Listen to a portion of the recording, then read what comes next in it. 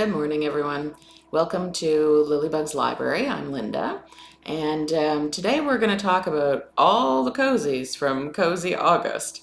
So there's quite a list of them, so it'll take us a little bit of time. I planned on doing something mid-month, but that just didn't happen, so we'll go for now. So I'm going to start first with the cozies with the books that I read that weren't cozies, just to get those out of the way, and then we'll go on to the cozy mysteries. So one that I started but never finished was The Commandant's Daughter.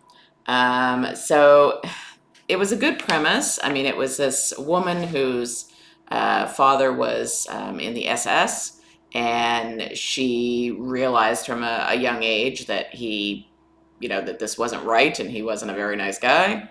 And she began taking pictures and became a photographer. But there was a whole lot of things that, like I said, it sounded like a good premise, but it just didn't go anywhere. I got, I don't know, maybe 30%, 40% into it, but she had grown up, became a photographer, still hadn't done anything with those pictures, was kind of hiding who she was related to. Um, she seemed like she was going to be a strong character, and it never seemed to turn out that way. And she was constantly like underestimating her father, and then just there was a lot of hiding and not a lot of doing anything. Then there was this cop that she met who his issues kind of muddied the waters on what was going on with her part of the story. Instead of them kind of complementing each other, I just felt it didn't. It almost like two different plot lines, and it didn't really come together for me. So anyway, too much back and forth, and so I DNF'd that one. But I would willingly do another one of hers. It just that one just didn't come together for me. So when I DNF them, I don't give them any kind of rating because I don't think that's fair. Because just because I didn't like it doesn't mean anything. So in that way. So anyway, the next one I read was The Resistance Girl, and I read that for my in real life book club. And with that one, I gave it 3.5 stars.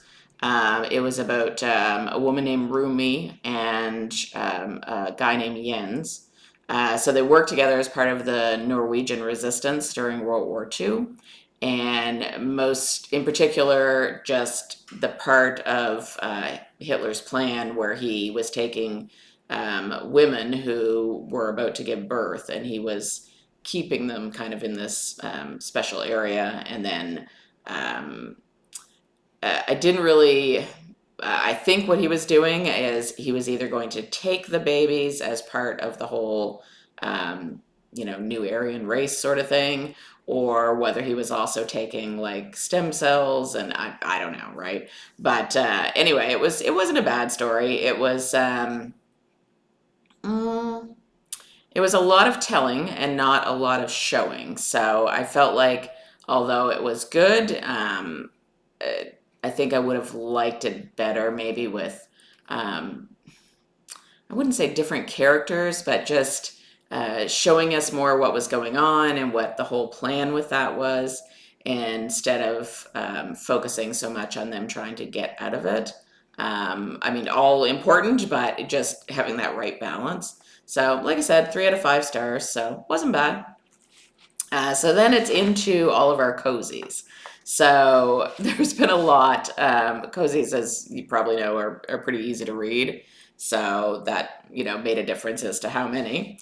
And then I got a little sidetracked because if you remember from my previous video for Cozy August, I had a list of the ones I was going to finish. I mean, we're still close to finishing the list, but Jacqueline Frost, the author that does the Christmas tree mysteries, she's been doing a few vlogs, back and forth with people about her different cozies.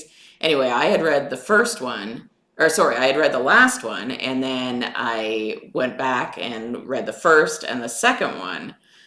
during this, even though they weren't on my list. But I really wanted to read them. I really enjoy her books, and I know it's not close to Christmas, but I don't know, it was very cozy and I really liked it. So in that way, I kind of threw those ones in too. But before we get to those, I read To Fetcha Felon, which was a talking corgi book, and I gave it 5 out of 5 stars.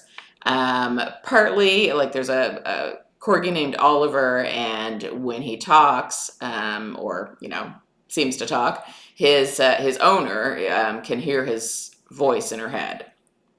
So nobody else can hear him. It's just her. It's like a gift that she has. So when his owner Emma gets together with him, and then she moves to this town, and she's trying to get a cafe or a bake shop or something, a tea shop up and running. And there's a woman in the town that owns like most of the town, and she's not very nice. She's had like a hard life, and she's grumpy, and all of those things. So anyway, she ends up getting murdered, and Emma kind of takes it upon herself to try and figure out this murder. So with the help of Oliver the corgi, because he of course can sniff out things that she can't, and can hear conversations that she doesn't, and so I mean, he's a great sidekick, I have to say. He was really fun to read that part of it, and I would totally read more of those because of him. Now the only thing, she would have got less than that. She would have got like maybe 3.5 out of 5, maybe, if it wasn't for Oliver. But because of him, 5 out of 5. And the main reason I say that is because the part of it I didn't care for is she went on and on too much in her head sometimes. I mean, I know that you have to go over the suspects and their motives and all of that, but I felt like she did it ad nauseum in her head, just constantly, over and over and over, all the different scenarios and all the different people. And by the end of the book, it was like, okay, we know, just move on. So, like I said, Oliver pushed her over the edge to 5 stars, but that's something that I'm hoping there's a little less of in the books to follow. So, a little more Oliver even, and a little less thinking. So that was good though. So the next one, like I said, I had read the Christmas Tree Mysteries. So the first one was called 12 Sleighs of Christmas, and sleigh is SLAY, which I think is really cute. And so I did, like I said, start backwards. I had read the last one first, and so then I went back. So it was kind of, I don't always like to do that, but in this case, it was kind of cool because I got to kind of pick up on the beginning of the relationship between the police officer in it and the main character, and kind of saw where that started, and then also saw like when she first came home to her parents' Christmas tree farm, and her name is Holly, and so she first came home to her Christmas tree farm, and kind of got, she was supposed to get married, and then that didn't work out, so she ends up coming home to the family Christmas tree farm. So how many times can I say Christmas tree farm in this video? Anyway, so she comes home, kind of, gets back together with her parents again, and really kind of envelops the whole living in this town and living with them. And, it's very sweet, very Christmassy, over the top Christmassy, which I don't mind. And it was really, really cute. So that one, a member of the historical society dies, and one of Holly's friends gets accused in that one, I think. Like I said, I've read a lot of cozies lately, but I think that was the one where her friend gets accused. Anyway, nope, I take it back. That was one where they were thinking her dad or someone on their farm had murdered the person, I think. Okay, so anyway, we'll leave my brain alone and we'll just continue on. So that went well.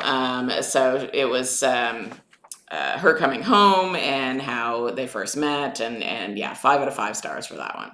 So then the next one is called "Twas the Knife Before Christmas," and it was this is the one where her friend gets accused, because it was the murder was this guy that her friend Carolyn had briefly dated, because her parents had set her up with him, and they were sitting at dinner together, and he was, starting to, use his hands a little too much, and she freaked out at him, and it ended up on the news because it's a small town. I guess that's the type of news you get. So he ends up dead. So she gets accused of killing him. And so Holly is trying to work through that and trying to make sure her friend doesn't end up in jail. So again, that was a terrific one. Another 5 out of 5 for me. The only one I haven't read now is the third one. So it's on my list. I just haven't got to it yet. I figured after reading 2, it's like, oh, I got to get back to what I was going to do here. So it's coming. And that's the one, if you've haven't started reading them, I highly recommend it. They're so good. And the author is lovely. And so I'm trying, I think, to savor getting the third one and reading it, because having already read the fourth one and it isn't even out yet, I got it through NetGalley in advance copy. So I don't want to read the third one too quick, because I don't know how long I'm going to have to wait for the next one. So anyway, so then the next one I read was the Soggy Cannoli mystery. So it was the beginning of the Italian-American series, and the premise was interesting, one I haven't kind of read before. It's this woman, Bernie Smythe, who comes to this town. She had been an actress in a detective series called Silver and Gold, and just listening to some of the stuff about the series, it kind of reminded me of what Castle is like, if anybody's watched Castle.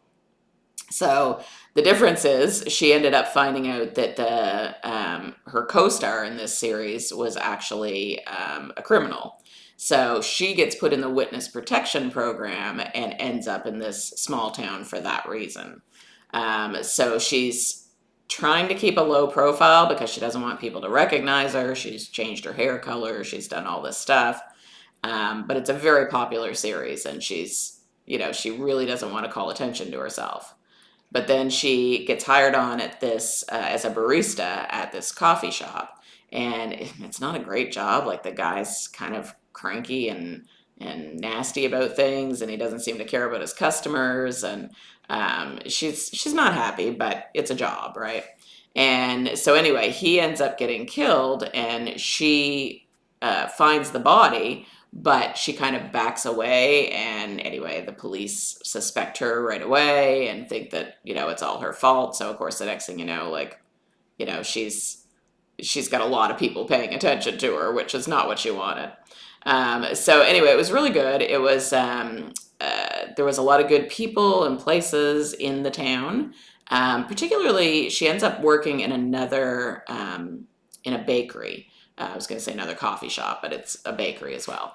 And anyway, the woman there is lovely. I can't remember her name right now, but she's just everything you would think of as a kind of a, I guess, stereotypical Italian mother. Like, she's very loving. She's very exuberant and into life, and she's just exactly what Bernie needs at that time.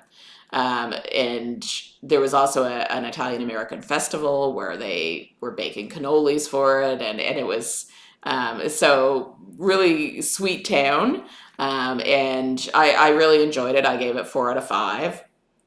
So that's one I would definitely probably read the next one to see kind of what goes on from there. The next one afterwards was, I missed a couple that weren't cozies, but we'll get to those.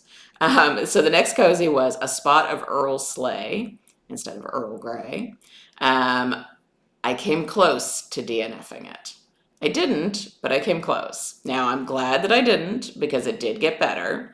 But about 6 or 7 chapters in, I was thinking, oh my gosh, like, nothing's happening in this book. The murder occurred, but it was a lot of the characters being in their neighbor's house, these two older women who were fun, but I just felt like there wasn't enough movement for me. It wasn't enough of the town. Just wasn't enough of get to knowing anybody else. But it did, as I said, it did pick up. It did get better. But it was not one of my favorites. I gave it 3 out of 5. So then I read Killer Cupcakes, which was it was a little bit short, and I felt a little bit rushed. There weren't a lot of suspects, but there was, a few. And I like the fact that the main character, Lexi, she moves into where her grandmother had lived, and her grandmother was letting her live there because she had gone into a assisted living facility. So when everything starts to go wrong and she's, had this murder happen, she goes to her grandmother, and her grandmother and her friends are trying to help her solve this murder. So that's kind of sweet. It's nice to see the relationship between her and her grandmother, and having all the little older ladies there kind of, trying to figure this out, and they're all like, they've got their little iPads out and they're Googling things, and they're trying to get to the bottom of this. I think, frankly, they could have a book all on their own. But anyway, it was really cute. And there was a good like slow burn kind of romance through the whole thing that's starting up. So I'm interested to see where that goes. So I gave that one 3 out of 5 as well. And then there was a couple that we DNF'd, which is why I didn't think about them. One was called, and these aren't cozies, one was called The Edge of Light. And that one I had mentioned in a previous video.